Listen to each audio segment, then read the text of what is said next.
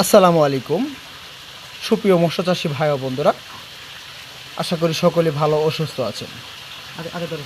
আপনাদের সুস্থতা কামনা করে যে মাছটি দেখাচ্ছি এগুলো হলো দেশি ট্যাংরা মাছের পোনা। তো মূলত দেশি জাতীয় ট্যাংরা মাছের পোনা আপনারা কিভাবে মূলত পুকুরে চাষ করি, যা 5 থেকে 6 মাসে প্রতি মাছের ওজন যা এভারেজে 15টা থেকে 20টা পিস 1 কেজিতে বানিয়ে বিক্রি করতে পারবেন দেশি ট্যাংরা মাছের পোনা। এখন যে মাছগুলো দেখতে পাচ্ছেন এগুলো কেজিতে হলো 4,000 থেকে 3,000 থেকে 4,000 লাইনের দেশি জাতীয় ট্যাংরা মাছের পোনা।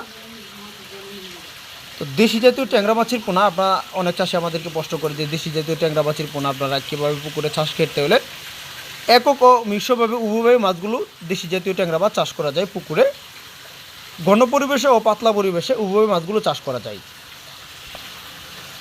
তো দেশি ট্যাংরা মাছের পোনা আপনারা চাইলে পুকুরে এককের ক্ষেত্রে কালচার করতে হলে 700 থেকে 800 পিস মাছ আপনারা কালচার করতে পারেন পুকুরে এককভাবে।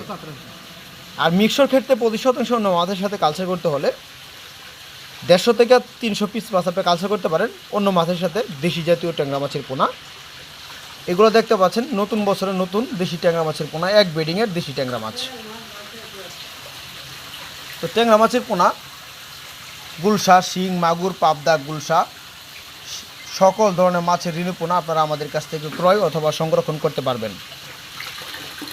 আমাদের এখান থেকে বাংলাদেশের বিভিন্ন স্থানে আমরা মাছের পোনাগুলো হোম ডেলিভারির মাধ্যমে বিক্রয় করে থাকি। তো মাছ চাষে আপনারা ছোটো সাইজের মাছ অথবা বড় সাইজের মাছ